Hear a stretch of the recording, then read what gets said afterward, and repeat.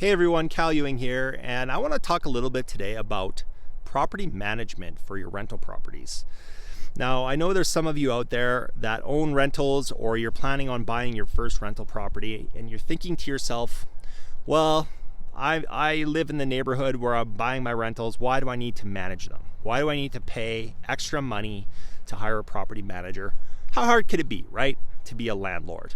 I can do it on my own to save money.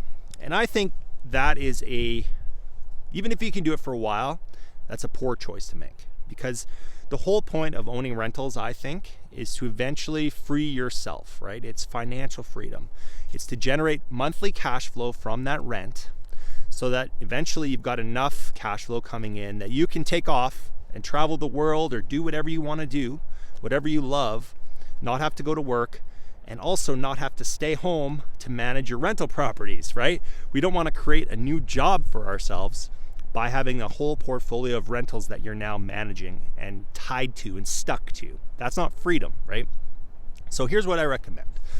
When you're running your numbers before making an offer on a rental property or before closing on the purchase, you always want to factor in enough expense for management, which is usually between, I don't know, most markets it's about 10 to 15% of the rent is what management companies charge. And you want to factor that in from day one, even if right now you're planning on self-managing that rental property, okay? Because that way, if you decide to eventually hire a management company, you've already factored that into your numbers, and you know that you can afford to pay a property manager and still get a decent amount of cash flow at the end of the day, okay? So when you're running your numbers, this is what I recommend you do. You take the monthly rent, okay? And then you subtract 10% of the rent for management fees, okay? And if you're not gonna pay a manager now, well, that's extra gravy in your pocket, okay?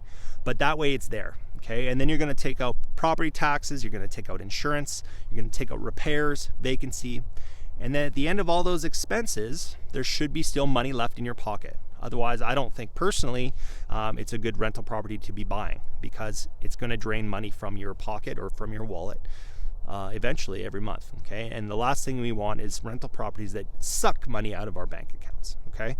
Now, some landlords might say, well, I'm in a market that appreciates a lot, so I'm just gonna hold this for 5 years and the property value is gonna go up and I'm gonna cash it in. Fair enough, that might be a good strategy, but I still think that if you can buy a property where you have property management in place and all the other expenses and you're still making money every month, that's what you want to be aiming for. And then any appreciation you get on your rental, that's just gravy, that's just bonus money, okay? So that's what we all want to strive for as landlords.